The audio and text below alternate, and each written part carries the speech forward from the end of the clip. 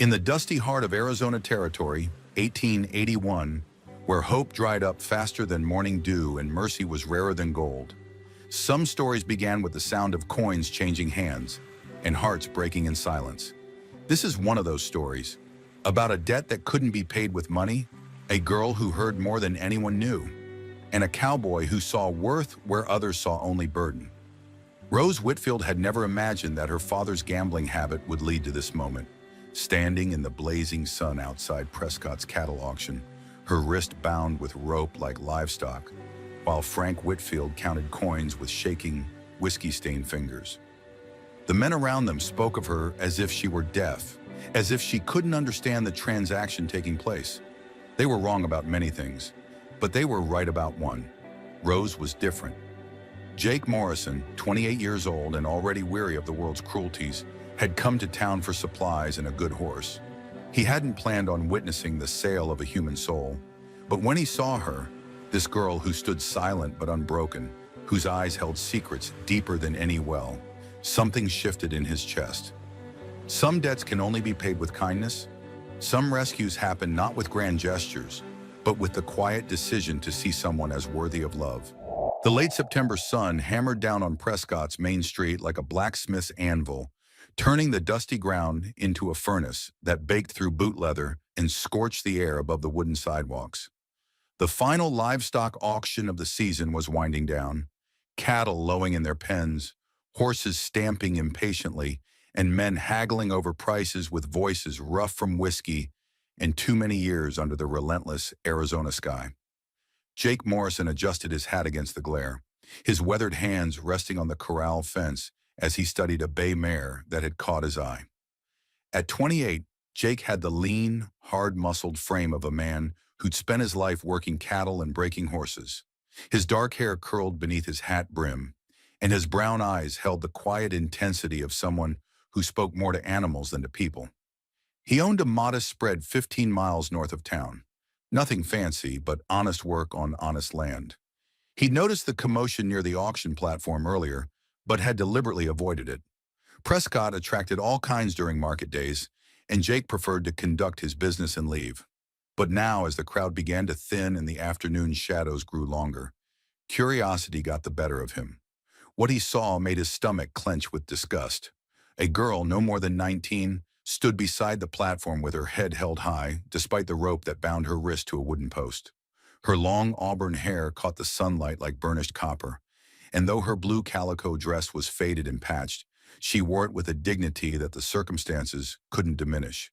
Her green eyes, the color of deep water, gazed out over the crowd without pleading, without fear, but with a strange, otherworldly awareness that made Jake's breath catch. Beside her stood Frank Whitfield, a man Jake recognized from the saloons, a gambler, a drunk, and now apparently something far worse. Frank clutched a half-empty bottle in one hand while gesturing wildly with the other, his words slurred, but his intent crystal clear. "She's 19, strong as an ox, and knows how to keep house," Frank was saying to a small group of men who had gathered with the kind of morbid curiosity that drew people to watch buildings burn. "Can't speak much. Some say she's simple, but she don't sass, don't cause trouble. Hell, sometimes you forget she's even there." One of the men, a fat merchant Jake didn't recognize, circled Rose like he was examining livestock. "What's wrong with her that you're willing to sell your own blood?" Frank's bloodshot eyes darted nervously. "Nothing wrong with her, just different. Always been different. Knows things she shouldn't know, if you catch my meaning. Some folks say she's touched by something not natural, but I figure that's just talk." Jake felt his hands curl into fists. He'd seen enough cruelty in his 28 years to last several lifetimes, but watching a father auction off his daughter like cattle made his vision blur with rage. "How much?" the merchant asked, reaching out to touch Rose's arm. She flinched away from his fingers, and for the first time, Jake saw a flash of fear cross her features. But still, she didn't cry out, didn't beg. She simply stepped back as far as the rope would allow and fixed her gaze on the distant mountains. $50, Frank said quickly. $50 and she's yours. Papers and all. I'll sign whatever you need. 30, the merchant countered. She's damaged goods if she can't talk proper. Jake's boots thudded against the packed earth as he approached, his hand instinctively checking the Colt 45 at his hip. He'd heard enough. "I'll give you 100, he said quietly, his voice carrying despite its low tone. The crowd turned to look at him. Frank's eyes lit up with greedy hope. 100? You serious, Morrison?" Jake pulled a leather pouch from his vest pocket and counted out gold coins, each one catching the light like a small sun. $100, but I want her papers, and I want you out of this county by sundown. Frank laughed, a sound like gravel in a tin cup. You got yourself a deal, boy, but don't come crying to me when you figure out what you bought. What I bought, Jake said, his eyes never leaving Rose's face, is none of your damn business anymore. The transaction took only minutes. Papers were signed with shaking hands, money changed ownership, and Frank Whitfield stumbled away toward the saloon without a backward glance at his daughter. Jake watched him go with contempt, then slowly approach Rose. She had witnessed the entire exchange in silence, her green eyes moving from face to face as if reading a story written in expressions and gestures. When Jake gently untied the rope from her wrist, she didn't pull away, but she didn't step closer either. She simply stood there, watching him with an intensity that made him feel as if she could see straight through to his soul. "My name's Jake," he said softly, coiling the rope and tossing it aside. "Jake Morrison. I've got a ranch north of here. It's quiet, clean, and nobody there will hurt you." Rose tilted her head slightly, studying his face. Then slowly, she nodded once. "Can you ride?" he asked. Another nod. Jake gestured toward his horse, a sturdy buckskin gelding tied to the hitching post. "We'll head out now if that's all right with you, unless you need to collect anything." Rose shook her head, and Jake realized with a pang that she probably owned nothing in the world except the dress she wore. As they walked toward his horse, Jake noticed the way people stared, some with pity, others with curiosity, and a few with something darker. He'd heard the whispers about Frank Whitfield's strange daughter, the girl who supposedly knew things she shouldn't know. But looking at her now, all Jake saw was a young woman who'd been failed by everyone, who should have protected her. He helped her onto the horse, then swung up behind her. As they rode out of Prescott, heading north toward his ranch and whatever uncertain future awaited them, Jake felt the weight of her silence like a question he wasn't sure he knew how to answer. Behind them, the dust of the town settled back into its familiar patterns, but ahead lay open country and the possibility that sometimes the right person finds you exactly when you need them most. The ride to Jake's ranch took them through country that seemed carved from the bones of the earth itself. Red rock formations jutting skyward like ancient cathedrals, stands of pine and juniper clinging to steep slopes, and valleys so wide and empty they made a person feel both infinitely small and strangely significant. Rose sat in front of Jake on the buckskin, her back straight but not rigid, moving with the horse's rhythm as if she'd been born to the saddle. She hadn't spoken a word since they'd left Prescott, but Jake found her silence comfortable rather than awkward. It was different from the heavy, expectant quiet that usually followed him around town, where people waited for him to fill empty air with meaningless chatter. Rose's silence felt purposeful, observant, as if she were taking in every detail of the landscape and filing it away for future reference. They paused at a creek to water the horse and rest in the shade of a massive cottonwood. Jake dismounted first, then offered his hand to help Rose down. She accepted his assistance with a slight nod of thanks, her fingers brief and warm against his palm, before she stepped away to examine their surroundings. Jake watched her as she moved to the creek's edge, kneeling to cup water in her hands and drink. There was something almost otherworldly about the way she carried herself, graceful but alert, like a deer that knows predators might be watching but refuses to be ruled by fear. When she finished drinking, she remained crouched by the water, her head tilted as if listening to something he couldn't hear. "We'll be at the ranch before dark," Jake said, settling down on a fallen log and pulling jerky from his saddlebags. "It's not much to look at, but it's home."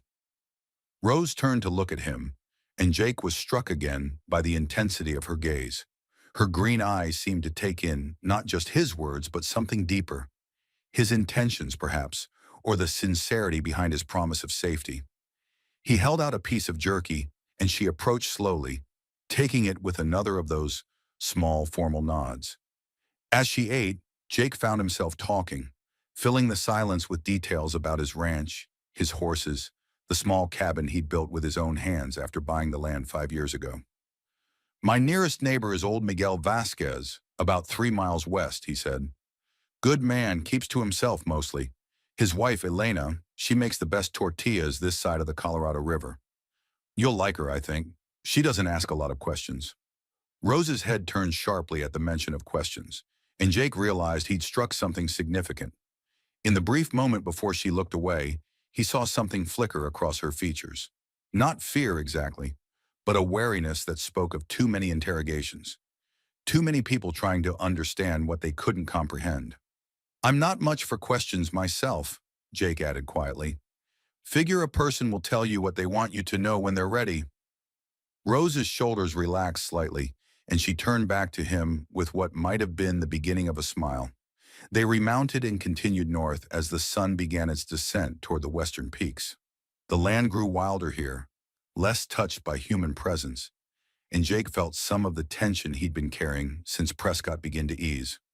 This was his world, open country where a man could breathe freely and think clearly, where the problems of towns and people seemed distant and manageable. As they crested a low ridge, Jake's ranch came into view below them. It wasn't much by most standards. A modest log cabin with a stone chimney, a barn and corral, a small bunkhouse, and enough grazing land to support 100 head of cattle. But it was his, built with his own sweat and dreams, and he felt a familiar swell of pride as he pointed it out to Rose. "There it is," he said. "Home." Rose leaned forward slightly, studying the buildings and the land beyond. Jake thought he saw her nod approvingly, but he couldn't be sure.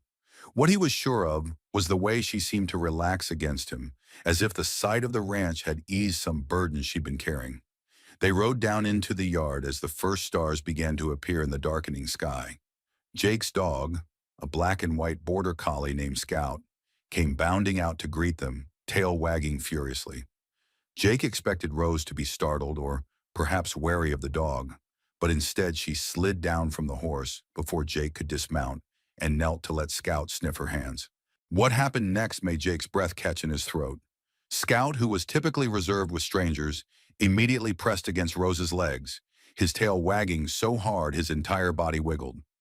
Rose buried her fingers in the dog's thick fur, and Jake could swear he heard her make a soft sound. Not quite a laugh, but something close to it. "Well, I'll be damned," Jake murmured as he dismounted. "Scout's taken to you right off. He's usually more cautious with new folks." Rose looked up at him, one hand still stroking Scout's head, and Jake saw something in her eyes that he hadn't seen before. A kind of wonder, as if she were experiencing something unexpected and precious. It occurred to him that she might not have had much kindness from animals in her life, certainly not if her father had treated her the way he'd witnessed in town. Jake showed her to the cabin's small guest room, a space he'd built but never used, with a narrow bed, a washstand, and a window that looked out over the pasture. He'd lit a lamp and set out fresh water and clean towels, trying to make the space as welcoming as possible. "You'll be safe here," he said simply. "The door has a lock and Scout sleeps on the porch. Nobody comes around here without him letting us know." Rose nodded, her hands folded in front of her. For a moment they stood in the lamplight, looking at each other, and Jake felt as if they were on the verge of some important understanding. Then Rose stepped forward and very gently touched his arm just above the wrist. It was the briefest of contacts, but Jake felt its meaning like a shock through his entire body. "Thank you," her touch seemed to say. "For the first time in a long time, I'm not afraid." Jake cleared his throat and stepped back. "I'll be in the next room if you need anything. Morning comes early on a ranch, but don't feel like you have to get up with me. Rest as long as you need." That night, Jake lay in his bed listening to the familiar sounds of his ranch, cattle lowing in the distance, the wind through the pines, Scout's occasional movements on the porch. But underneath it all, he was aware of the presence in the next room, of the girl who had come into his life like a question he wasn't sure he was ready to answer. Outside his window, the stars wheeled overhead in their ancient patterns, and Jake Morrison fell asleep wondering what tomorrow would bring to his previously solitary world.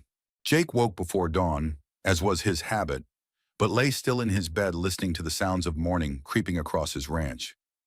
Birdsong, the distant lowing of cattle, Scout's tail thumping against the porch boards, and something else. Soft footsteps moving around his kitchen. He dressed quickly and emerged to find Rose standing at his stove, expertly managing a pan of eggs and a pot of coffee. She'd found the supplies he kept in his pantry and had obviously been awake long enough to start a proper breakfast. When she saw him, she nodded toward the table, where a plate was already waiting, steam rising from perfectly prepared eggs and bacon. "You didn't have to," Jake began, but Rose held up a hand and pointed to the coffee pot with a look that suggested he shouldn't argue with her when it came to kitchen matters. Jake sat down and took a bite. The eggs were better than any he'd ever made for himself, seasoned with herbs he didn't even know he had. "This is—" He paused, searching for words. "This is real good, Rose. Thank you." She poured coffee for both of them, and Jake noticed the way she moved. Economical, purposeful, as if she'd been running kitchens her whole life. But there was something else, something that made him watch her more closely. She paused sometimes, her head tilted as if listening, but there was nothing to hear except the normal morning sounds of the ranch. After breakfast, Jake showed her around the property. They walked through the barn where his horses nickered softly at their approach, past the chicken coop where hens clucked contentedly, and out to the pasture where his cattle grazed in the morning sun. Rose took it all in with that same intense awareness he'd noticed the day before. But as they walked, Jake began to notice something strange. She would stop sometimes, seemingly at random, and look in a particular direction. Not with her eyes exactly, but with her whole body, as if something had called to her. The first time it happened, Jake looked where she was looking, but saw nothing unusual.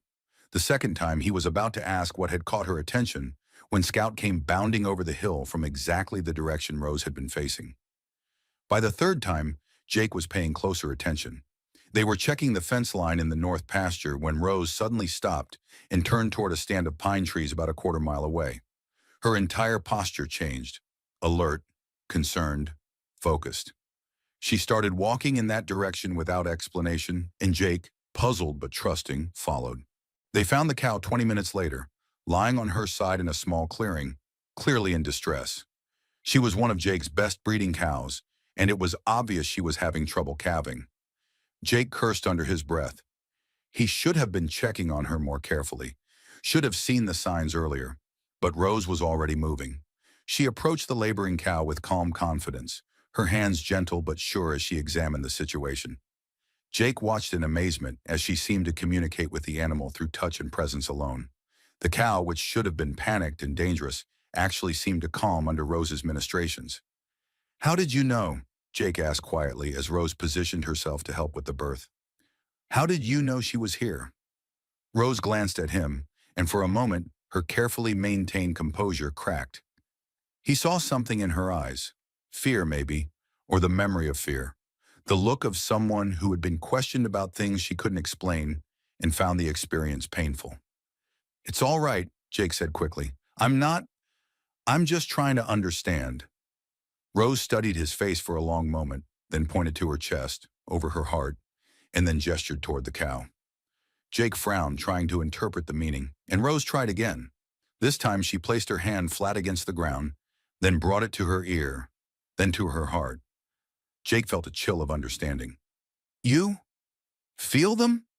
Feel when they're in trouble?" Rose nodded, but her expression remained wary, as if she expected him to recoil or accuse her of witchcraft. Instead, Jake knelt beside her as she worked to help deliver the calf. That's an incredible gift," he said quietly. "No wonder my dog took to you so quick. No wonder that cow's letting you help her." The birth took another hour, but Rose's presence seemed to make all the difference. The calf arrived healthy and strong, and the mother was soon on her feet, nuzzling her baby with obvious relief. Jake had assisted with dozens of births over the years, but he'd never seen anything quite like Rose's intuitive understanding of what the animals needed. As they walked back to the ranch house, Jake found himself thinking about the stories he'd heard in town. Whispers about Frank Whitfield's strange daughter, rumors of unnatural abilities. Now he understood what people had been talking about, but where they had seen something to fear, Jake saw something wonderful. "Is that why your father—" Jake began, then stopped himself. The question felt too intrusive, too painful. But Rose seemed to understand what he was asking. She nodded once, her expression sad but resigned. She pointed to herself, then made a gesture that Jake interpreted as different, then shook her head and pointed toward town. "People don't understand," Jake said. It wasn't a question.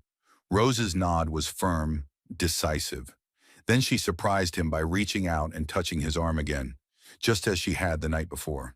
But this time, she held the contact longer, and Jake felt as if she were trying to tell him something important. Trust, gratitude, and something else. Hope, maybe, that he would be different from the others who had feared what they couldn't understand. "Well," Jake said, covering her hand briefly with his own, "people can be damn fools. What you have, it's a gift, Rose. A real gift. And anybody who can't see that isn't worth worrying about." For the first time since he'd met her, Rose smiled. Not the careful, polite expression he'd seen before, but a real smile that transformed her entire face and made Jake's heart skip in his chest. That afternoon, as they worked together around the ranch, Jake found himself watching Rose with new eyes. She had an uncanny ability to know which horses needed attention, which chickens were getting sick, even which parts of the fence were beginning to weaken. It was as if she could feel the heartbeat of the entire ranch, could sense the health and happiness of every living thing on his land. And Jake Morrison, who had always prided himself on being a practical, sensible man, found himself wondering if maybe he'd been meant to find her or she him. Maybe some gifts came in forms people didn't expect, and maybe the best thing a man could do was recognize them when they appeared and be grateful. That evening, as they sat on his front porch watching the sunset paint the mountains purple and gold, Jake made a decision that would change both their lives forever. "Rose," he said quietly, "I want you to know that you have a home here for as long as you want it. No questions, no expectations. Just home." Rose turned to look at him, and in the dying light, Jake saw tears gathering in her green eyes. But she was smiling, and when she reached out to touch his hand, Jake knew he had given her something she'd never had before. The freedom to be exactly who she was, gift and all. Word traveled fast in small towns, and by the time Jake made his next trip to Prescott for supplies 3 weeks later, everyone knew about Frank Whitfield's daughter living out at the Morrison Ranch. The whispers followed Jake down Main Street like tumbleweeds in a dust storm, conversations that stopped when he approached and resumed in hushed tones when he passed. "Heard Morrison took in that strange Whitfield girl.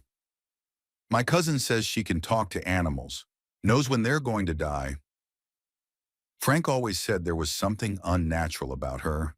Jake kept his face impassive as he loaded supplies into his wagon, but his jaw was tight with suppressed anger.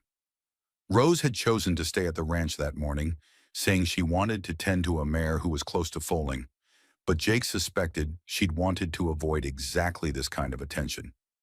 He was securing the last of his purchases when Mayor Thompson approached, flanked by 3 other men Jake recognized as prominent townsmen. Thompson was a portly man with thinning hair and the kind of self-important bearing that comes from being a big fish in a small pond. He'd never liked Jake much. Too independent, too unwilling to play political games, and the feeling was mutual. "Morrison," Thompson said, his voice carrying the false friendliness of a man preparing to ask unwelcome questions. "Heard you've got yourself some company out at your place." "If you've got something to say, Thompson, say it," Jake replied, not bothering to hide his irritation. "Now don't get your hackles up," Thompson said, holding up his hands in a gesture of false peace. "We're just concerned is all. That girl, well, she's got a reputation. People are wondering if it's wise to have her so close to town." "What kind of reputation?" Jake asked, though he suspected he knew where this was heading. "Strange things happen around her," one of the other men said, Billy Hartman, who worked as a ranch hand for one of the bigger spreads. "Animals acting peculiar, people getting feelings they can't explain. Some say she's got the sight, knows things before they happen." "And that scares you?" Jake's voice was deadly quiet. "It's not natural," Thompson said firmly. "A woman shouldn't have that kind of Influence makes people nervous, and nervous people make bad decisions. Jake straightened to his full height, and the men took an involuntary step back. At 6 feet 2 and hardened by years of ranch work, Jake Morrison could be an intimidating presence when he chose to be. "Let me make something clear," Jake said, his voice carrying the authority of a man who'd faced down charging bulls and didn't scare easily. "Rose Whitfield is under my protection. She lives on my land, works alongside me, and has done nothing but help every living thing that crosses her path. If that makes you nervous, I suggest you examine your own conscience." "Now see here, Morrison," Thompson began. "I'm not finished," Jake cut him off. "Rose has a gift, yes. She can sense when animals are in distress, when storms are coming, when something's wrong. Where I come from, we call that a blessing, not a curse. Any man who wants to make trouble for her will have to answer to me." The confrontation might have escalated, but at that moment, a commotion erupted from the direction of the church. A woman's voice, high and panicked, cut through the afternoon air. "Help! Someone help us!" Jake and the other men rushed toward the sound, joining a crowd that was gathering around a young woman who stood wringing her hands outside the church steps.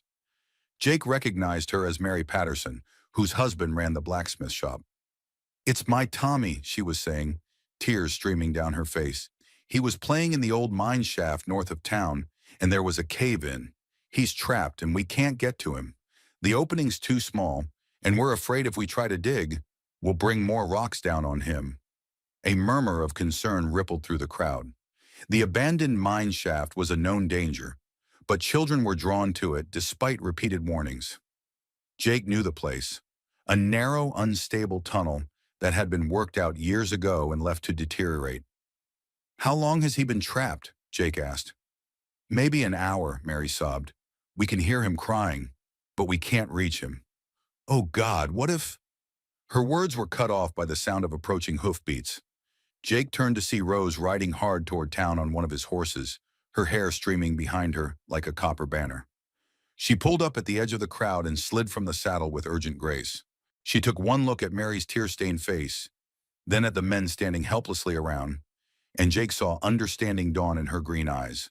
Without a word, she started walking toward the north end of town, her pace quick and purposeful. "Where's she going?" Thompson demanded. "To help," Jake said simply, following Rose.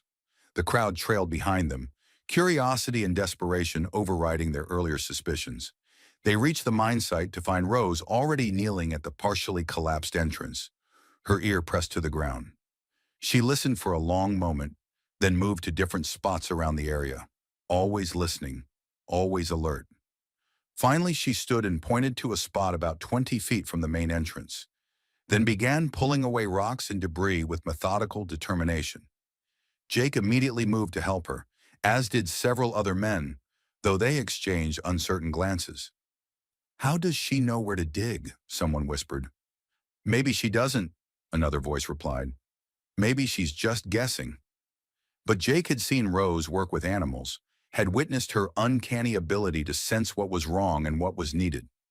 He trusted her instincts completely, and he threw himself into the work with absolute faith. It took 40 minutes of careful digging, but finally they broke through to a small pocket where Tommy Patterson huddled, frightened but unharmed. The boy was barely 6 years old, covered in dust and tears, but alive. As his mother gathered him into her arms, sobbing with relief, the crowd fell silent. Rose stood apart from the celebration, brushing dirt from her hands, her face calm but tired. Jake saw the way people were looking at her now, not with fear or suspicion, but with something approaching awe. "How did you know?" Mary Patterson asked, approaching Rose with Tommy still clinging to her neck. "How did you know where to dig?" Rose looked at the woman for a long moment, then simply placed her hand over her heart and pointed toward Tommy. Mary's eyes filled with fresh tears, but this time they were tears of gratitude. "Thank you," she whispered. "Thank you for saving my boy." As the crowd dispersed and families headed back to their homes, Jake noticed that the whispers had changed. Instead of fear and suspicion, he heard wonder and respect. Word would spread quickly about what had happened here, about the girl who could hear distress where others heard only silence. But Jake also noticed Mayor Thompson and his companions hanging back, their expressions troubled. He had a feeling this wouldn't be the end of the questions about Rose. and that some people would never be comfortable with gifts they couldn't understand or control.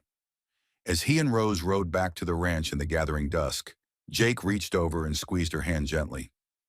"You did good today," he said quietly. "Real good." Rose squeezed back, and in that simple gesture, Jake felt all the gratitude and trust she couldn't put into words. Whatever challenges lay ahead, they would face them together. The storm that had been building for weeks finally broke on a Tuesday morning in late October. Jake was in the barn mending tack when he heard the horses coming. Too many horses, moving too fast, their hoofbeats drumming against the hard-packed earth of his yard like war drums. Through the barn window he saw them. Mayor Thompson and 8 other men, some on horseback, others in a wagon loaded with what looked like official papers and rope. Jake's blood went cold as he recognized the formation. This wasn't a social visit or even a confrontation. This was a mob with legal pretensions. Rose was in the garden behind the house, harvesting the last of the autumn vegetables. Jake whistled sharply, a signal they'd developed over the past month, and saw her head come up instantly. She looked toward the approaching riders, and even from a distance, Jake could see her stiffen with recognition and fear. Jake stepped out of the barn, his hand resting casually on the butt of his Colt .45. The gesture wasn't lost on the men who were dismounting in his yard, and he was grimly satisfied to see several of them exchange nervous glances. "Gentlemen," Jake said, his voice carrying the deceptive calm of a man who'd learned to control his temper through years of dealing with stubborn livestock in dangerous situations. "What brings you to my property uninvited?" Mayor Thompson stepped forward, unfolding an official-looking document with theatrical flourish. "Jake Morrison, by the authority vested in me by the territory of Arizona and the town of Prescott, I hereby serve you with a warrant for the arrest of one Rose Whitfield, also known as the Whitfield Girl, on charges of practicing witchcraft and endangering the public welfare." Jake felt the world narrow to a single point of white-hot rage. "Witchcraft? Are you out of your goddamn mind, Thompson?" "The girl has demonstrated unnatural abilities," Thompson continued, his voice taking on the pompous tone of a man who believed his own righteousness. "She communes with animals, predicts disasters, and influences the natural order in ways that violate both divine and territorial law. Several citizens have sworn affidavits." "What citizens?" Jake demanded, stepping closer. "What exactly has she done besides help a trapped child and tend to sick animals?" "Mrs. Henderson's cow died 3 days after the girl looked at it," one of the men called out. Jake recognized him as a drifter who'd been hanging around town for the past few weeks. "And Will Johnson's horses won't eat since she passed through his property. Sarah Mitchell says the girl gave her nightmares just by looking at her," another added. Jake stared at them in disbelief. "You're talking about coincidences and superstitions. Mrs. Henderson's cow was 20 years old and sick. Will Johnson's horses won't eat because he feeds them moldy grain to save money. And if Sarah Mitchell has nightmares, it's probably because her husband beats her when he's drunk."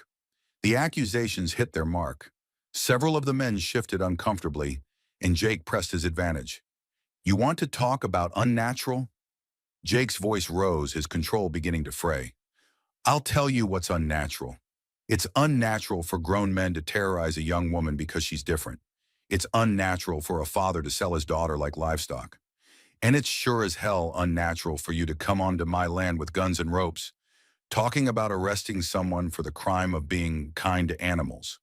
"The law is the law, Morrison," Thompson said, but his voice lacked conviction. "We have our orders." "Whose orders?" Jake demanded. "Who's really behind this?" "Because I know you, Thompson, and you're not smart enough to organize something like this on your own." The answer came from an unexpected source. The wagon driver, a man Jake hadn't initially recognized, climbed down and pushed back his hat, revealing a face Jake knew all too well. Frank Whitfield, sober for once, and dressed in clothes that were too clean and too new for a man of his usual means. "Hello, Jake," Frank said with a smile that made Jake's skin crawl. "Come to collect what's mine." "Rose isn't yours anymore," Jake said flatly. "You sold her, remember? For $100 and a bottle of whiskey." "Ah, but that's where you're wrong." Frank pulled out another set of papers, these ones bearing official seals and ribbons. Turns out the territorial government takes a dim view of unusual individuals, especially when those individuals might be dangerous to the public welfare. I've been appointed her legal guardian again, with instructions to deliver her to the authorities in Phoenix for proper evaluation. Jake's hand moved closer to his gun. And I suppose you're being well paid for this service. Frank's grin widened. Let's just say certain interested parties appreciate my cooperation in matters of public safety. Men with deep pockets and shallow patience who don't like uncertainty in their territories. A girl with unnatural abilities represents a threat to the natural order, and threats need to be eliminated. Jake felt cold understanding wash over him. This wasn't just about local superstition or even Frank's greed. Someone with real power had decided Rose was dangerous, and they'd hired Frank to deliver her. Before he could respond, Rose appeared around the corner of the house. She moved with that characteristic silent grace, but Jake could see the tension in every line of her body. She carried a basket of vegetables in one hand and a small paring knife in the other. Hardly a weapon, but Jake noticed the way she held it suggested she knew how to use it if necessary.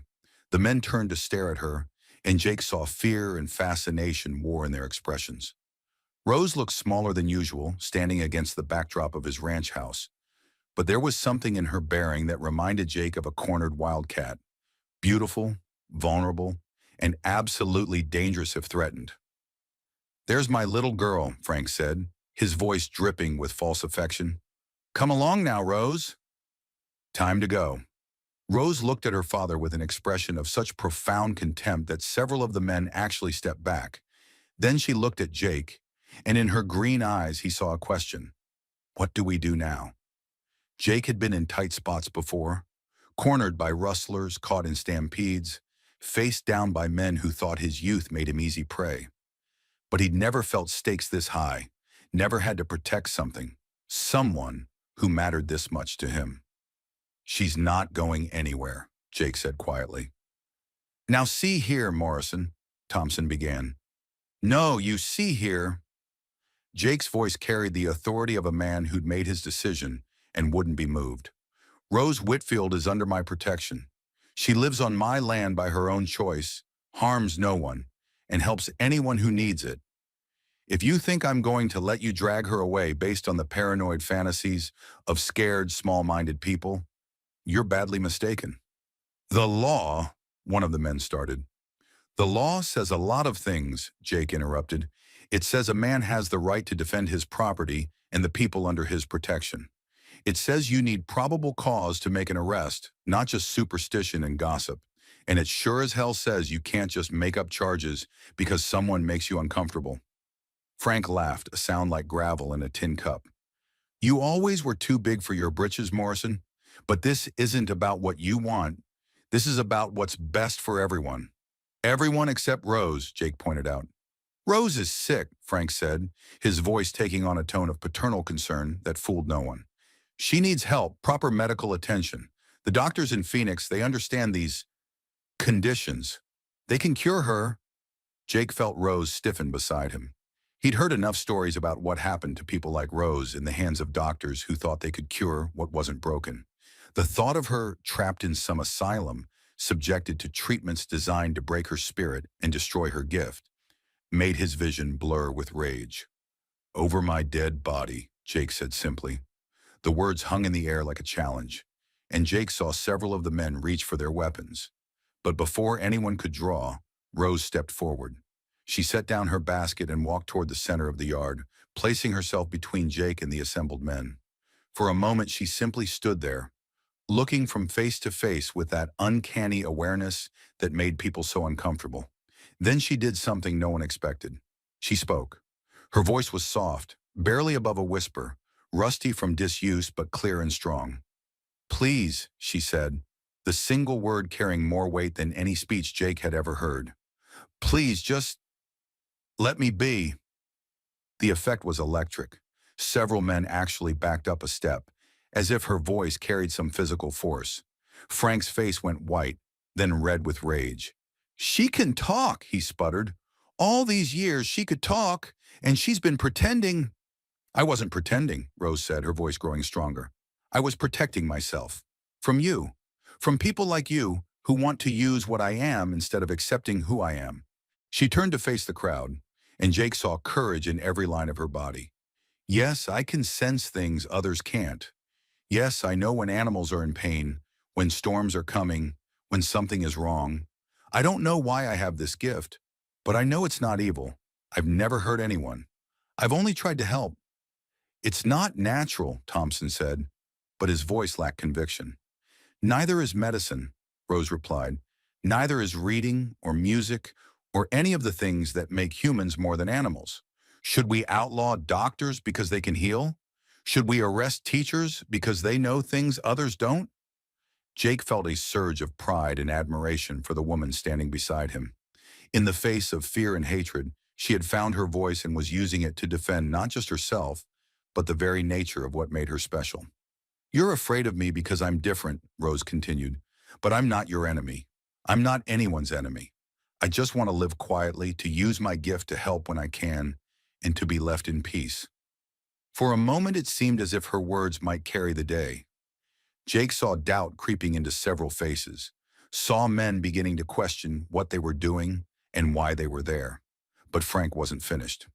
Pretty words, he sneered, but words don't change what you are. You're an abomination, Rose, and deep down you know it. That's why you hid for so long. That's why you never fought back when I... He didn't finish the sentence, but the implication hung in the air like a poison cloud. Jake felt rage explode through his chest, white-hot and all-consuming. Get off my land, he said, his voice deadly quiet. All of you. Now. We have legal authority, Thompson began. I don't care if you have a letter from God himself, Jake snarled. You've got 30 seconds to get back on your horses and ride out of here before I start shooting. You're making a mistake, Morrison, Frank said. This won't end here. There are people with power and money who won't let this go. Then they can come see me themselves, Jake replied. But they'd better come armed and ready because I won't be moved on this. The standoff stretched for several heartbeats, tension crackling in the air like electricity before a storm. Then grudgingly, the men began to mount their horses. Frank was the last to leave, his face twisted with rage and something that might have been genuine hurt. You'll regret this, Rose, he called out as his horse pranced nervously. Both of you will regret this. As the dust settled behind the departing riders, Jake and Rose stood together in the sudden silence of the yard. Scout came bounding up from wherever he'd been hiding during the confrontation, tail wagging as if nothing unusual had happened. Jake turned to Rose, and for the first time since he'd met her, he saw tears on her cheeks. But they weren't tears of fear or despair. They were tears of relief and something else, something that looked like hope. Thank you, she whispered, for standing with me, for believing in me. Jake reached out and gently wiped the tears from her face. Rose Whitfield, he said quietly, I'd stand with you against the devil himself if I had to. And in that moment, as the afternoon sun slanted across his ranch and painted everything in gold, Jake Morrison realized that what had started as an act of compassion had become something much more powerful. But he also knew their troubles were far from over. Men with power and money didn't give up easily, and Frank's threats carried the weight of resources Jake couldn't match. Still, as he looked at Rose standing beside him, brave, beautiful, and finally free to use her voice, Jake felt something stronger than fear settle in his chest. Love, pure, unshakable love, and the determination to protect it at any cost. We should be ready for them to come back, he said quietly as they watched the dust cloud disappear over the ridge. Rose nodded, slipping her hand into his. I know, but Jake, whatever happens, I want you to know that these past weeks have been the happiest of my life. You gave me something I never thought I'd have. What's that? A choice, she said simply. The choice to be myself without apology. That night, as they prepared for whatever challenges lay ahead, Jake and Rose made their own choice. They chose each other, chose love over fear, and chose to face the future together, no matter what enemies it might bring. Because some things were worth fighting for, and love, real, true, accepting love, was the most valuable thing of all. The weeks following the confrontation brought an uneasy peace to the Morrison Ranch. Jake and Rose settled into a rhythm that felt as natural as breathing, working side by side during the day, sharing quiet meals in the evening, and sitting together on the front porch as the sun painted the Arizona sky in shades of fire and gold. But beneath the surface calm, both of them knew that Frank's threats weren't empty posturing. Men like him didn't give up easily, especially when there was money involved. Jake found himself watching the horizon more carefully, and he noticed that Rose seemed to be listening for something beyond the usual sounds of the ranch. It was during one of these quiet evenings that Rose finally told him her story. They were sitting on the porch steps, Scout sprawled at their feet, when Rose suddenly spoke into the comfortable silence between them. "I was 7 when it started," she said, her voice soft but clear in the twilight air. "The hearing, I mean. The other kind of hearing." Jake turned to look at her, careful not to move too quickly or show too much interest. Over the past month, he'd learned that Rose was like a wild creature in some ways, easily startled by sudden movements or too much attention. "I could tell when my mother was getting sick," Rose continued, staring out at the darkening mountains. "I could feel it in her, like a shadow growing inside her chest. I tried to tell my father, but he said I was just a scared little girl making up stories." Jake felt his hands clench into fists, but he kept his voice gentle. "What happened to your mother?" "She died that winter. Consumption, the doctor said. But I'd known for months." Rose's voice remained steady, but Jake could hear the old pain underneath. "After that, my father, he was different. He blamed me, I think. Said if I'd really known something was wrong, I should have been able to fix it." "You were just a child," Jake said quietly. Rose nodded. "I tried to explain that it doesn't work that way. I can sense things, feel when something's wrong, but I can't always fix it. I'm not a miracle worker, just different." But he didn't want to hear explanations. He wanted someone to blame. The story continued in pieces over the following days. Rose told him about years of being treated like a burden, a strange creature that her father tolerated when he was sober and resented when he was drunk. She spoke of learning to stay silent, to make herself invisible, because speaking up only brought attention she didn't want. "I stopped talking when I was 12, she admitted one morning as they worked together in the barn. "It was easier. People expect less from you when they think you can't speak. They say things around you that they wouldn't say otherwise, and they can't hurt you with words if they don't think you understand them." Jake felt his heart break a little more with each revelation, but he also felt a growing admiration for the strength it must have taken to survive such treatment and still emerge with her capacity for kindness intact. "You don't have to be silent anymore," he told her. "Not here, not with me." Rose smiled, one of those rare, genuine smiles that transformed her entire face. "I know. That's why I can tell you these things. You make me feel safe." The word hung between them, heavy with meaning. Jake realized that what Rose had given him wasn't just her trust. It was her voice, her true self, the person she'd been forced to hide for so many years. And somewhere in the midst of these quiet revelations, the nature of their relationship began to change.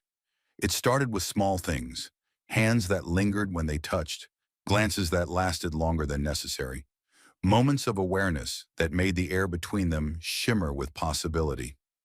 One evening in November, as the first cold snap settled over the territory, Jake was splitting wood behind the house when he heard music. At first he thought his mind was playing tricks on him, but then he realized the sound was real. Someone was singing, soft and low, almost too quiet to hear. He followed the sound to the barn, where he found Rose brushing down one of the horses.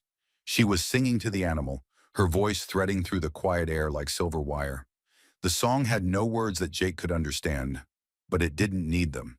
It was pure emotion, pure comfort, the kind of music that spoke directly to the soul. Jake stood in the doorway, afraid to move or breathe too loudly for fear of breaking the spell. He'd never heard anything so beautiful in his life. When Rose finally noticed him standing there, she stopped abruptly, her cheeks flushing with embarrassment. "Don't stop," Jake said quietly. "Please, that was the most beautiful thing I've ever heard." "It's just something I do sometimes," Rose said, not meeting his eyes. "When they're scared or hurt, music seems to help them." "It helps me too," Jake said, stepping into the barn. "Everything about you helps me, Rose. I hope you know that." She looked up at him then, and Jake saw something in her green eyes that made his breath catch. Without quite knowing how it happened, he found himself reaching out to touch her face, his calloused fingers gentle against her soft skin. "Jake," she whispered, and the way she said his name made his heart skip. "I love you," he said, the words coming out in a rush. "I know it's crazy, and I know we haven't known each other long, but I love you, Rose. Not because of your gift, not in spite of it, but because of who you are. All of who you are." For a moment, Rose just stared at him, her eyes wide with something that might have been wonder. Then she smiled. Not the careful, guarded expression he'd grown used to, but a smile like sunrise, full of joy and hope and perfect trust. "I love you too," she whispered back. "I think I've loved you since that first day, when you looked at me and saw a person instead of a problem."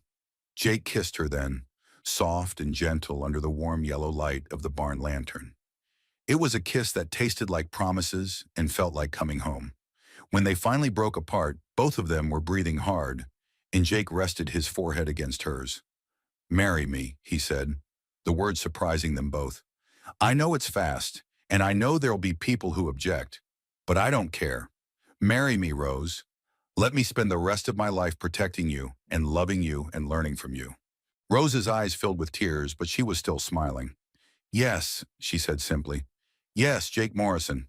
I'll marry you."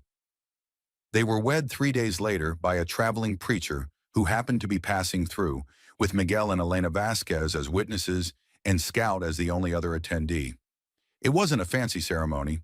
Rose wore her best dress, Jake wore his Sunday clothes, and they exchanged simple gold bands that Jake had bought from the jeweler in Prescott. But as they stood together in the front yard of their ranch, surrounded by the vast beauty of the Arizona landscape, Jake couldn't imagine a more perfect wedding. When the preacher pronounced them husband and wife, Rose threw back her head and laughed, a sound of pure joy that seemed to echo off the mountains themselves. That night, as they lay together in their marriage bed, Rose traced lazy patterns on Jake's chest with her fingertip. "Do you ever wonder what would have happened if you hadn't been at that auction?" she asked quietly. Jake caught her hand and brought it to his lips, pressing a gentle kiss to her palm.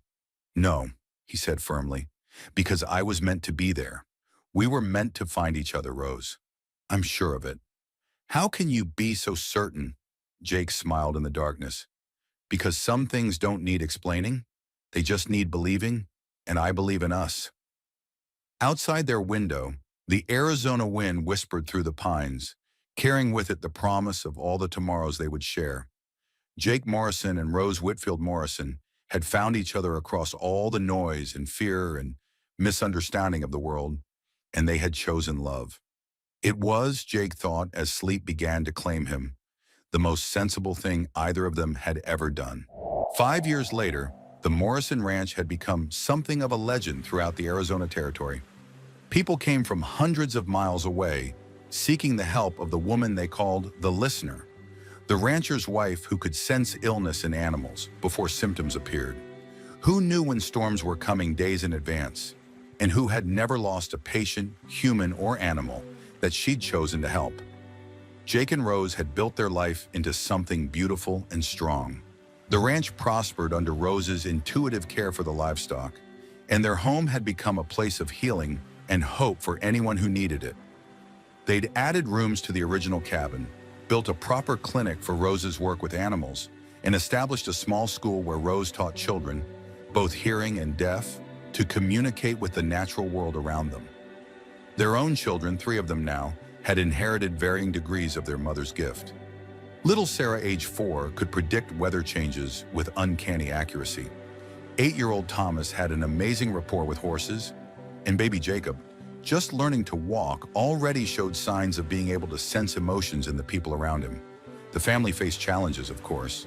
There were still those who feared what they couldn't understand, still whispers about the witch woman and her strange family. But for every person who feared Rose's gift, there were 10 others who had been helped by it, and Jake Morrison had never wavered in his protection of his wife and children, his love for them growing stronger with each passing year.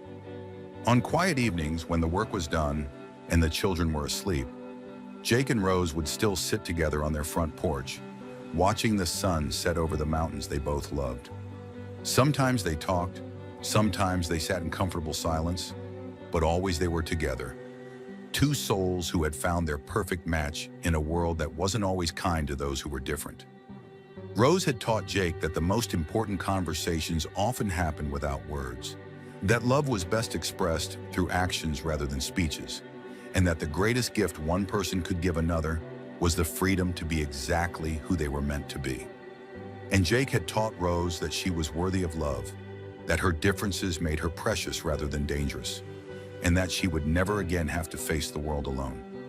Their love story had begun with a transaction, money changing hands in a dusty Arizona town, but it had become something much more valuable, a testament to the power of seeing worth where others saw only strangeness, of choosing love over fear, and of believing that sometimes the most important things in life can't be heard with ears, only felt with the heart. In a world that often seemed determined to punish those who didn't fit neatly into expected categories, Jake and Rose Morrison had created their own small corner of acceptance and understanding. And in doing so, they had proved that love, real love, doesn't ask you to change who you are. It asks you to become the best version of yourself. If this story touched your heart, if you believe in love that sees beyond surface differences to the soul beneath, then you understand the magic that Jake and Rose discovered on that dusty day in Arizona territory. Subscribe to our channel for more stories of love that conquers fear, of understanding that bridges differences, and of hearts that learn to speak the same language, even when they come from different worlds. Because sometimes the most beautiful love stories are the ones where two people save each other simply by being brave enough to be themselves. The wind whispered through Dusty Fork, low and dry, carrying the taste of old regrets and sun-cracked earth. The kind of wind that made folks hunch their shoulders and avert their eyes, as if the ghosts it carried might catch their gaze. Isabel Hart rode into town with her hat pulled low, the dust of a long road clinging to her like a second skin. Her dress, plain and worn, whipped around her legs as her mare clopped slowly down the main street, hooves striking hard against the baked ground. She didn't draw much attention, just another shadow passing through a place where the buildings leaned into each other, like old men at a bar, tired but unbroken. The sign above the general store creaked in the wind, its paint chipped and faded, a ghost of the town's better days.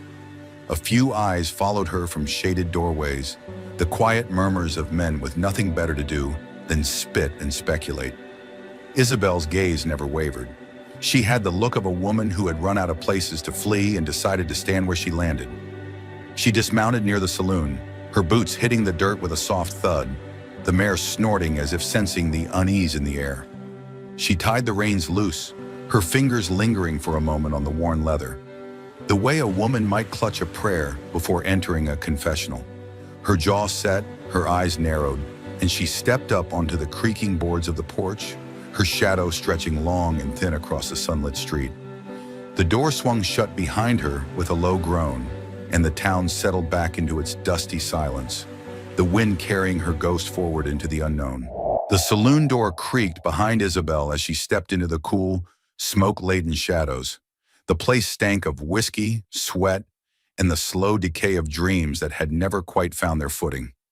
Men hunched over cards at corner tables, their faces half lit by the thin shafts of sunlight slicing through the warped window panes. A piano wheezed in the corner, each note a tired echo of a forgotten tune. Isabel's boots scuffed against the rough, splintered boards as she made her way to the bar. She felt eyes track her movements, the curious, predatory stares of men who had long ago given up on the finer points of chivalry.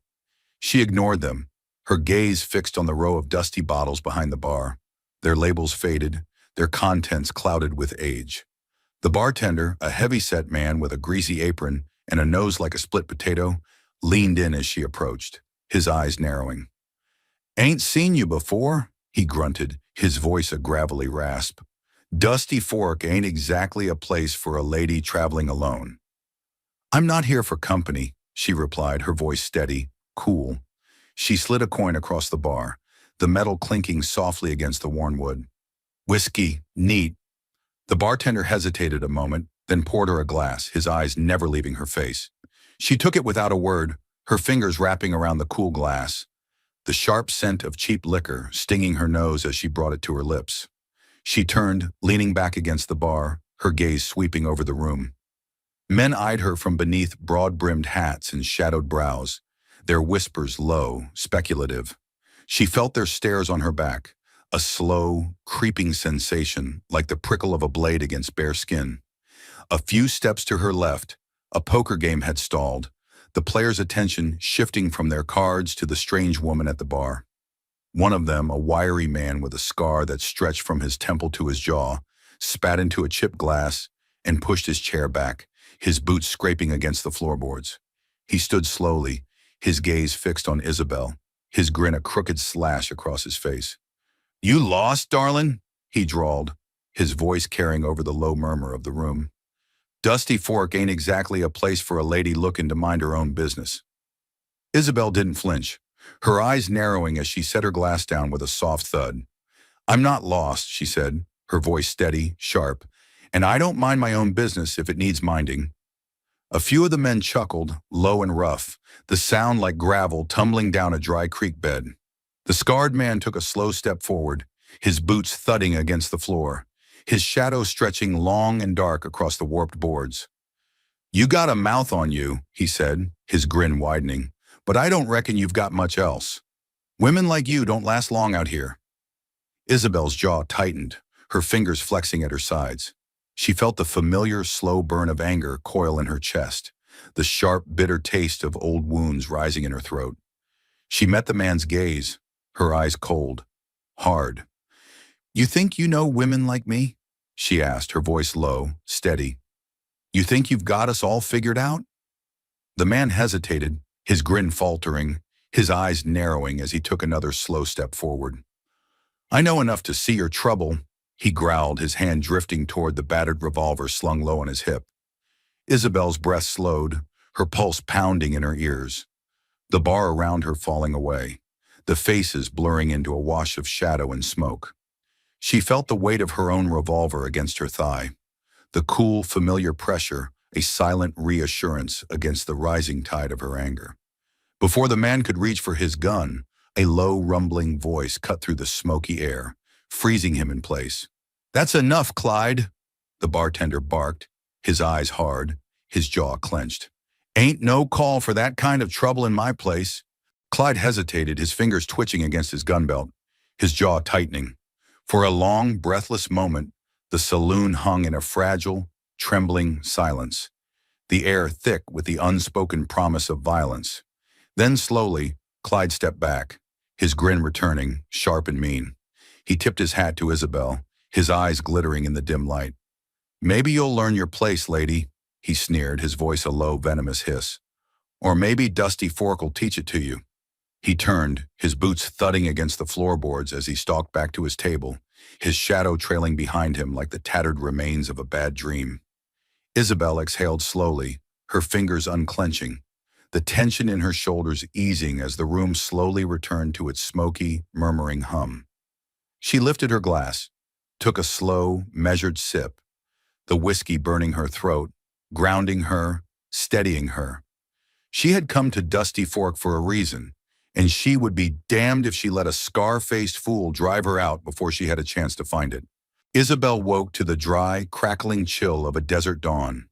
The thin walls of the boarding house room groaned as the wind whispered through the cracks, carrying the faint metallic scent of iron-rich dust.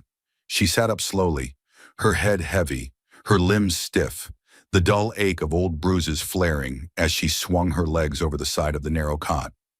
Her boots hit the rough, splintered floor with a soft thud, and for a moment she just sat there, her hands resting on her knees, her breath coming in slow, steady puffs, the air around her thin and cold. She had taken the small room above the general store for the night, a cramped, musty space with a single window that looked out over the dusty main street. The glass was cracked, the frame warped, but the morning light still managed to creep through, casting thin, pale stripes across the worn, threadbare quilt that covered her cot. She stood slowly, rolling her shoulders, the joints popping softly, her breath misting in the cold air. She pulled on her coat, the leather stiff and creaking, the fabric rough against her skin. She reached for her hat, her fingers brushing the wide, battered brim, the felt worn soft from years of sun and rain and hard, lonely miles. She stepped to the window, her boots scuffing against the rough boards, her breath catching in her throat as she peered through the cracked glass. Dusty Fork lay still and quiet below, the narrow street empty, the shadows long and sharp against the sun-bleached ground. The saloon door hung ajar, its hinges creaking softly in the wind, the faint metallic clink of a loose horseshoe echoing up from the stable down the road. She reached for her gun belt, her fingers curling around the rough, worn leather, the cool, familiar weight of the iron settling against her hip like a silent, reassuring whisper. She buckled it tight, her jaw setting, her eyes narrowing as she turned and stepped to the door, her hand resting lightly on the battered, rust-streaked handle. The stairs creaked beneath her boots as she descended, the air growing warmer, thicker, the faint, bitter tang of whiskey and sweat drifting up from the saloon below. She stepped out onto the porch, her eyes narrowing against the sharp, bright sunlight, the wind whipping her coat around her legs, the hem brushing against the rough, weathered boards. The street was still empty, the air heavy, the silence thick and oppressive, the buildings leaning into each other like old men at a bar, their shadows stretching long and thin across the sunlit ground. She took a slow, measured step forward, her boots scuffing against the packed dirt, her fingers flexing at her sides, her breath coming in slow, steady puffs. She reached the hitching post, her mare nickering softly, her breath misting in the cold morning air, her eyes rolling as she nuzzled Isabel's outstretched hand. Isabel ran her fingers along the mare's neck, her touch firm, reassuring, the coarse, wiry hair rough against her palm. She reached for the saddle horn, her fingers tightening around the smooth, polished leather, her breath coming in slow, steady puffs as she hoisted herself up, the saddle creaking beneath her weight, the mare shifting beneath her, her muscles bunching and flexing as she steadied herself.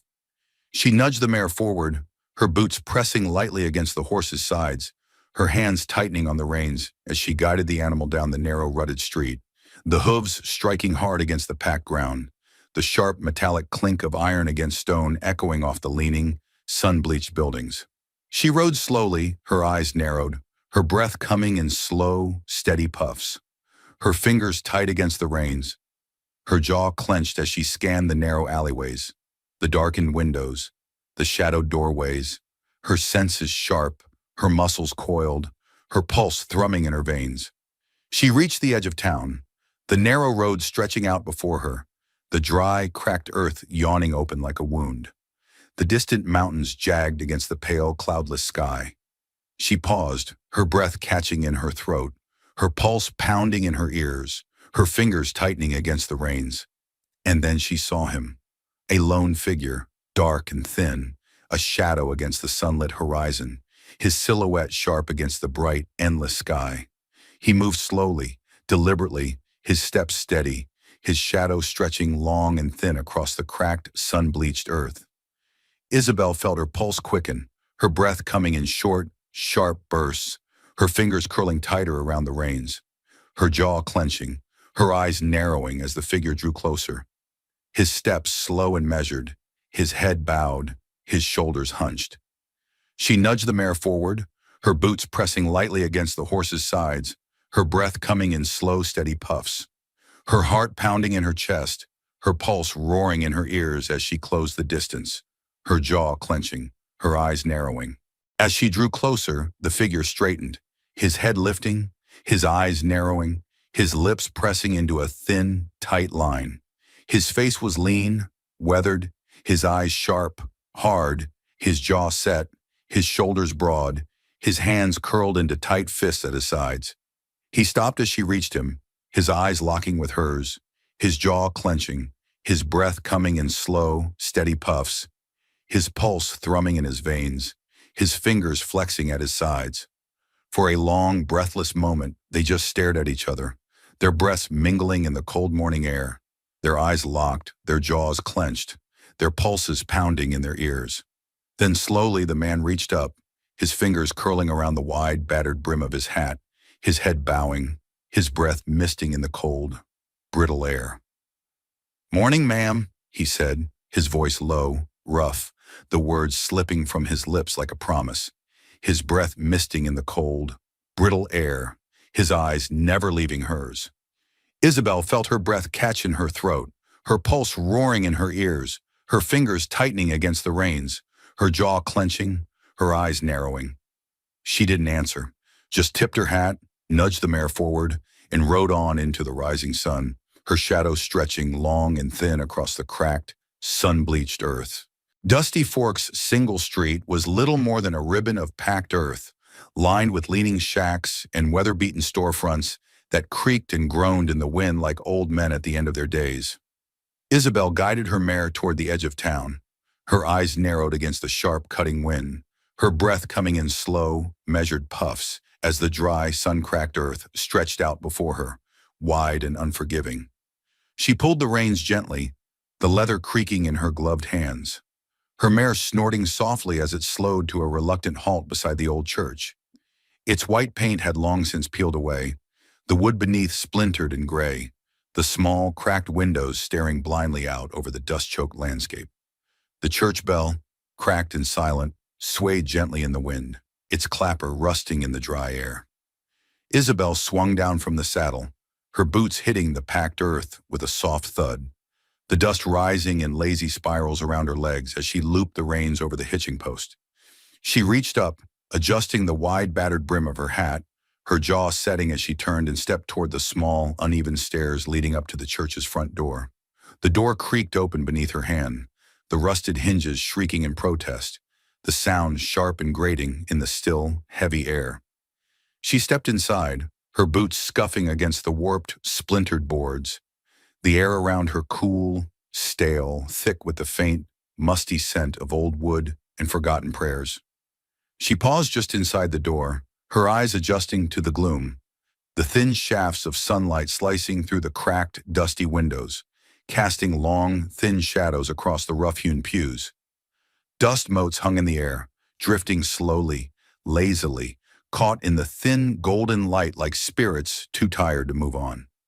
She stepped forward, her boots whispering against the floorboards, her breath coming in slow, measured puffs, her heart pounding in her chest, her pulse roaring in her ears. She reached the front of the church, her eyes narrowing as she caught sight of the small, rough-hewn altar.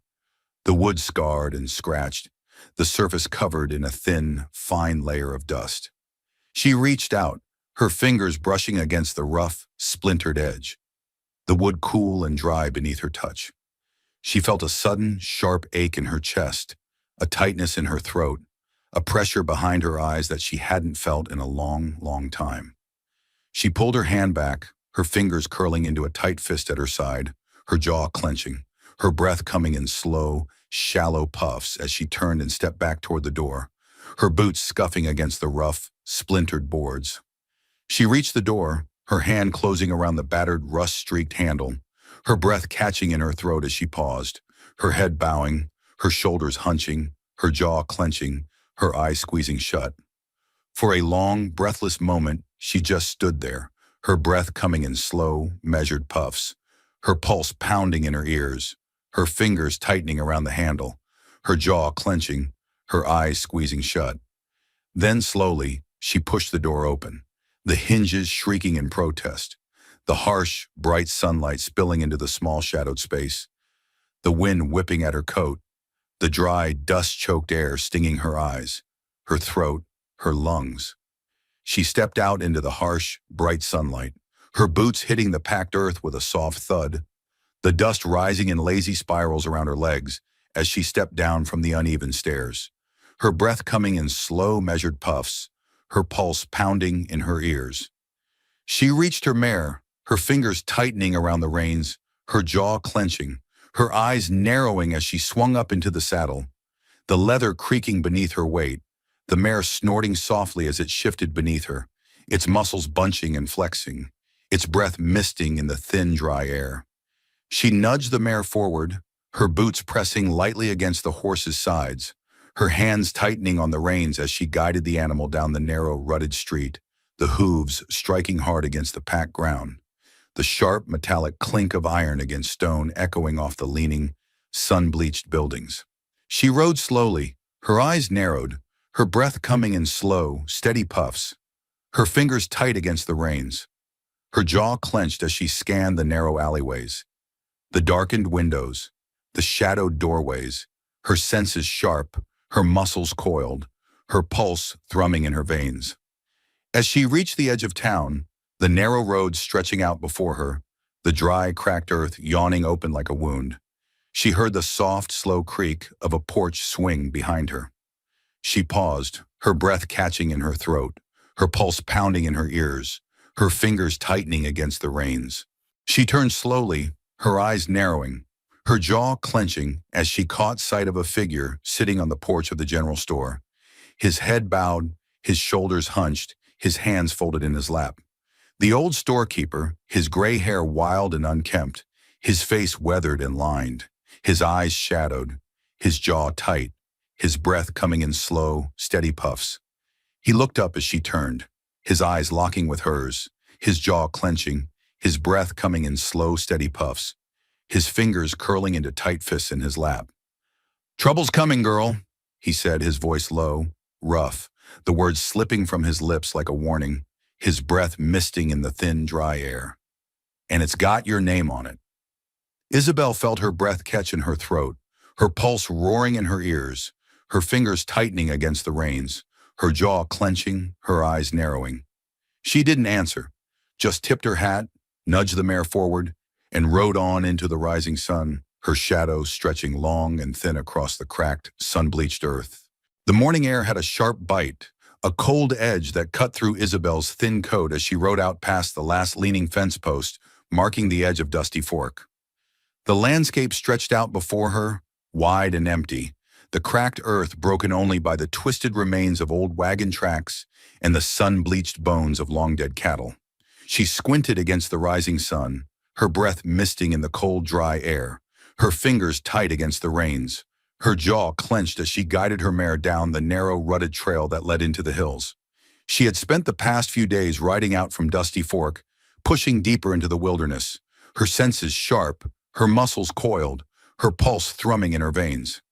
She had felt the eyes on her, the whispers that followed her through the narrow, dust-choked streets, the stares of men who had long ago given up on the finer points of chivalry. She had heard the old storekeeper's warning, the rough, gravelly voice slipping through the cracked doorway of the general store as she passed, his words sharp, bitter, the breath rattling in his chest. She had ignored him, her jaw clenched, her eyes narrowed, her mind set on the distant mountains, the jagged peaks cutting into the bright, cloudless sky like the teeth of a long-dead giant. She nudged the mare forward, her boots pressing lightly against the horse's sides, the leather creaking beneath her weight, the mare snorting softly as it picked its way down the narrow, rocky trail, its hooves striking hard against the sun-baked stone. She reached the edge of a shallow ravine, the ground dropping away sharply beneath her, the rocks below scattered with the broken, twisted remains of old wagon wheels and rusting, sun-bleached metal. She reined the mare in, her breath coming in slow, steady puffs, her jaw clenching, her eyes narrowing as she peered down into the shadow depths. The wind whispered through the narrow gorge, carrying the faint metallic scent of old blood and rust, the sharp, bitter tang of gunpowder and fear. She felt the hairs on the back of her neck stand on end, her pulse pounding in her ears, her fingers tightening against the reins. She swung down from the saddle, her boots hitting the rough, uneven ground with a soft thud, the dust rising in lazy spirals around her legs as she reached for her gun belt, her fingers curling around the cool, familiar grip of the revolver, the iron settling against her hip like a silent, reassuring whisper. She took a slow, measured step forward, her boots scuffing against the rough, sun-baked stone, her breath coming in slow, steady puffs, her jaw clenching, her eyes narrowing as she moved down the narrow, winding path that led into the gorge. The air grew cooler as she descended, the shadows deepening, the light fading, the rocks around her rising up like the twisted, gnarled limbs of long-dead trees. She felt the walls closing in, the weight of the earth pressing down on her, the silence thick, suffocating, her breath coming in slow, shallow puffs, her pulse roaring in her ears. She reached the bottom of the gorge, the ground leveling out beneath her, the shadows deep, thick, the air cool and damp, the faint, metallic scent of rust and blood lingering in the still, heavy air. She paused, her breath coming in slow, measured puffs, her jaw clenching, her fingers tightening against the grip of her revolver, her eyes narrowing as she scanned the narrow, winding passage ahead. She took a slow, measured step forward, her boots whispering against the rough, uneven ground, her breath coming in slow, steady puffs, her pulse pounding in her ears as she moved deeper into the shadows, the walls rising up around her, the light fading, the air growing colder, thicker, heavier. She reached the far end of the gorge, the narrow passage opening up into a wide, shallow cave. The walls blackened with soot, the ground littered with the broken, twisted remains of old campfires and rusting, sun-bleached metal. She felt her pulse quicken, her breath coming in short, sharp bursts, her fingers tightening against the grip of her revolver, her jaw clenching, her eyes narrowing as she stepped into the cave, her boots scuffing against the rough, uneven ground. She paused, her breath catching in her throat, her pulse roaring in her ears as she caught sight of a small, dark shape crouched in the shadows at the far end of the cave. Its head bowed, its shoulders hunched, its breath coming in slow, steady puffs. She took a slow, measured step forward, her boots whispering against the rough, uneven ground, her breath coming in slow, steady puffs, her jaw clenching, her fingers tightening against the grip of her revolver, her eyes narrowing as the figure stirred, its head lifting, its eyes narrowing, its breath coming in slow, steady puffs. The figure straightened, its head lifting, its shoulders squaring, its hands curling into tight fists at its sides, its breath coming in slow, steady puffs, its pulse pounding in its ears.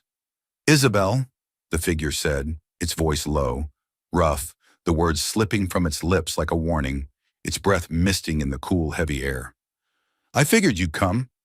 Isabel felt her breath catch in her throat, her pulse roaring in her ears, her fingers tightening against the grip of her revolver, her jaw clenching, her eyes narrowing as the figure stepped forward, its boots scuffing against the rough, uneven ground, its breath coming in slow, steady puffs, its pulse pounding in its ears.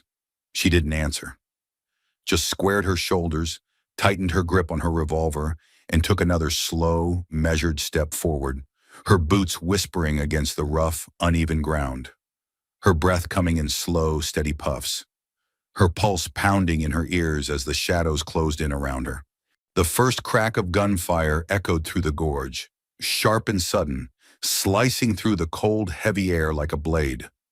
Isabel's breath caught in her throat, her pulse pounding in her ears, her fingers tightening against the grip of her revolver as the echoes bounced off the stone walls, rolling back over her like the rumble of distant thunder. She ducked behind a jagged outcrop of rock, the rough, sun-baked stone pressing against her back, the cold, sharp edges digging into her shoulders. She felt the heat of the bullet as it whistled past her ear, the sharp, acrid scent of gunpowder stinging her nose, her heart racing, her breath coming in short, shallow puffs. She leaned out, her eyes narrowing, her jaw clenching as she caught sight of the shadowed figure at the far end of the gorge. His wide-brimmed hat pulled low, his shoulders hunched, his breath coming in slow, steady puffs, his revolver smoking in his hand. She fired back, her gun bucking in her hand, the sharp, deafening crack of the shot ringing in her ears, the muzzle flash blinding in the dim, shadowed light of the gorge. She saw the figure jerk back, his hat flying off his head, his shoulders hunching, his breath coming in sharp, ragged puffs, his fingers curling into tight fists at his sides. He staggered back, his boots scuffing against the rough, uneven ground, his breath coming in slow, shallow gasps, his pulse pounding in his ears, his eyes wide, wild, his jaw clenching, his lips pulling back in a snarl as he raised his gun again, his finger tightening on the trigger. Isabel ducked back behind the outcrop, her breath coming in short, shallow puffs, her pulse roaring in her ears, her fingers tightening against the grip of her revolver, her jaw clenching, her eyes narrowing as she braced herself for the next shot. The second crack of gunfire came a split second later, the bullet whistling past her head, striking the rock behind her with a sharp metallic ping, the sharp, acrid scent of gunpowder filling the air, her breath catching in her throat, her pulse pounding in her ears. She felt the heat of the bullet as it passed, the sharp, stinging pain as a fragment of rock sliced across her cheek, the warm, wet trickle of blood slipping down her jaw, pooling in the hollow of her throat, her breath coming in short, sharp puffs, her fingers tightening against the grip of her revolver. She gritted her teeth, her jaw clenching, her eyes narrowing as she leaned out again, her breath coming in slow, steady puffs, her pulse pounding in her ears as she lined up her shot, her fingers tightening against the trigger. She fired again, the sharp, deafening crack of the shot echoing through the gorge, the muzzle flash blinding in the dim, shadowed light, the recoil jerking her arm back, her breath coming in short, shallow gasps, her pulse roaring in her ears. The figure jerked back, his shoulders hunching, his breath coming in sharp, ragged puffs, his fingers curling into tight fists at his sides, his boots scuffing against the rough, uneven ground as he staggered back, his head snapping back, his arms flailing, his gun slipping from his fingers, clattering to the ground with a dull, metallic clang. He stumbled, his knees buckling, his breath coming in short, shallow gasps, his pulse pounding in his ears, his eyes wide, wild, his jaw clenching, his lips pulling back in a snarl as he fell to his knees, his hands scrabbling at the rough, uneven ground, his breath coming in short, shallow puffs. He collapsed, his head hitting the ground with a dull, wet thud, his breath coming in slow, shallow gasps, his pulse pounding in his ears, his eyes staring up at the pale, cloudless sky, his jaw clenching, his fingers curling into tight fists in the dirt. Isabel stepped out from behind the outcrop, her breath coming in short, shallow puffs, her pulse pounding in her ears, her fingers tightening against the grip of her revolver, her jaw clenching, her eyes narrowing as she stepped toward the fallen figure, her boots whispering against the rough, uneven ground. She reached the figure, her breath coming in slow, steady puffs, her pulse pounding in her ears, her jaw clenching, her eyes narrowing as she looked down at the man sprawled in the dirt, his chest rising and falling in short, shallow gasps, his breath coming in slow, ragged puffs, his eyes wide, wild, his jaw clenching, his fingers curling into tight fists in the dirt.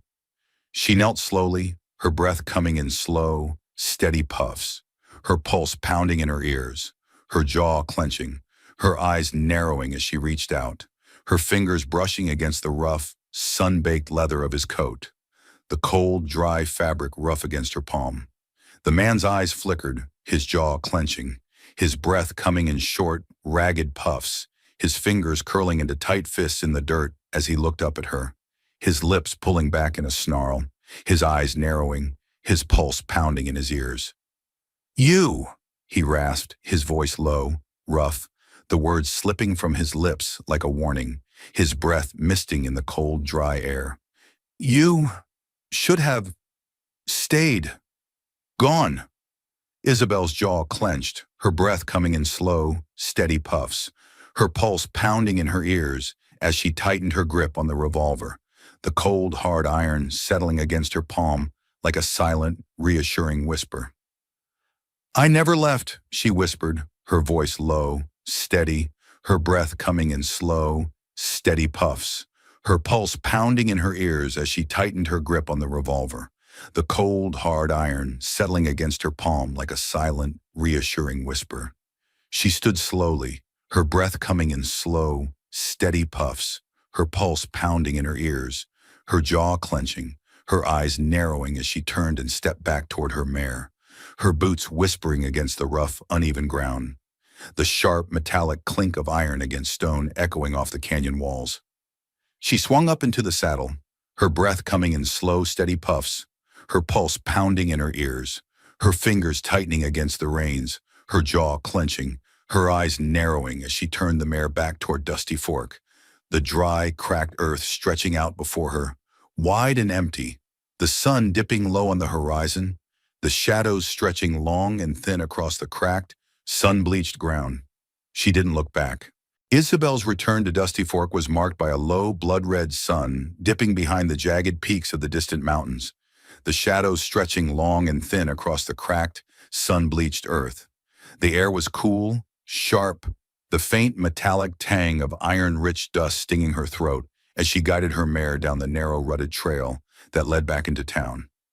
She felt the weight of the days behind her, the echo of gunshots still ringing in her ears, the sharp, acrid scent of gunpowder clinging to her clothes, her breath coming in slow, steady puffs, her pulse pounding in her ears as she approached the edge of town.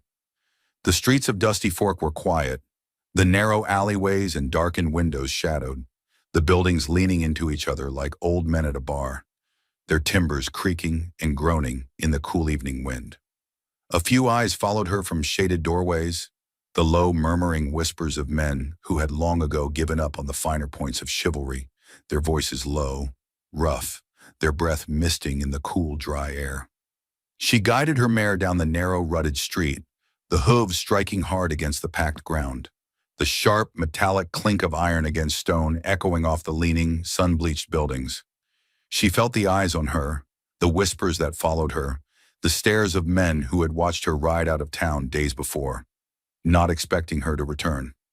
She reached the hitching post outside the general store, the wood rough and splintered, the iron rings rusting in the cool, dry air.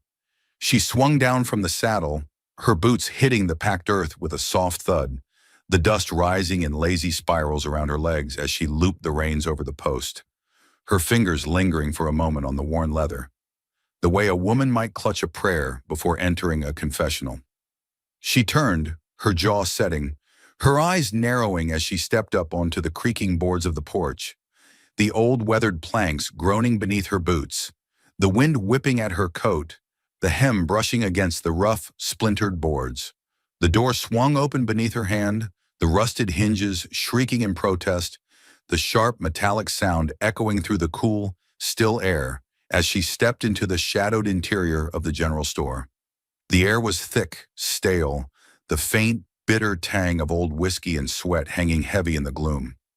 The dust motes drifting slowly, lazily, caught in the thin, golden shafts of sunlight slicing through the cracked, dusty windows.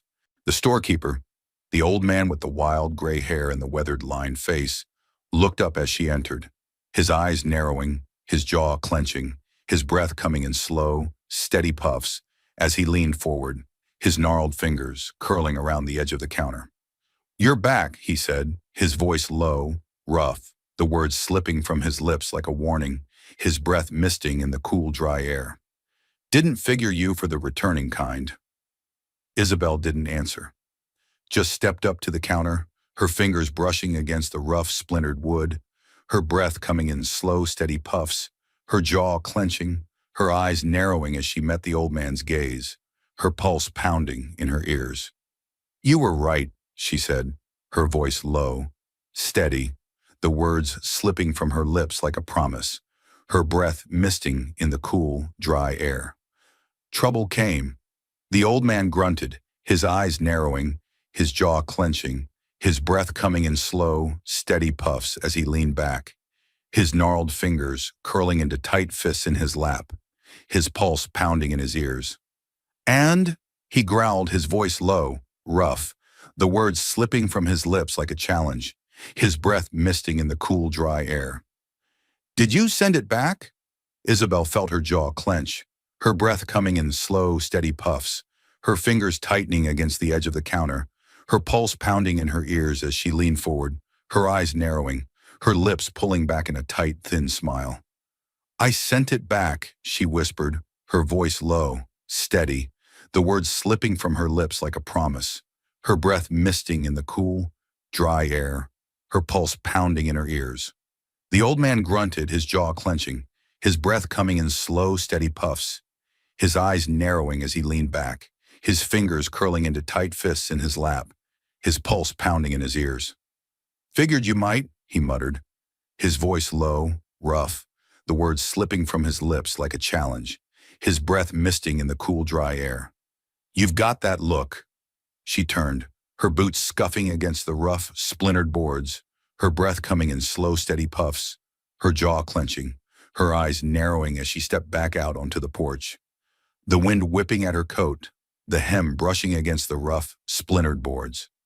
She paused at the edge of the porch, her breath catching in her throat, her pulse pounding in her ears, her fingers tightening against the worn, weathered railing as she looked out over the narrow, rutted street, the shadows stretching long and thin across the cracked, sun-bleached ground.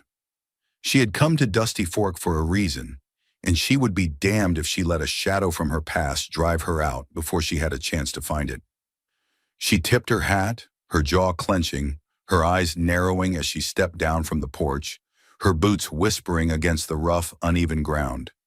The sharp, metallic clink of iron against stone echoing off the leaning, sun-bleached buildings as she turned and walked slowly down the narrow, rutted street, her shadow stretching long and thin across the cracked, sun-bleached ground. Behind her, the door of the general store swung slowly shut, the rusted hinges shrieking in protest, the sharp, metallic sound echoing through the cool, still air as the sun dipped lower behind the jagged peaks of the distant mountains, the shadows stretching long and thin across the cracked, sun-bleached ground. If Isabel's journey through dust and shadow left its mark, if the echoes of her choices stirred something in you, share your thoughts below. Every step she took, every breath she held, carved a path through the silence. Let her story live on, not just in the rust and wind, but in the voices of those who listen. After all, the West remembers those who dared to stand tall.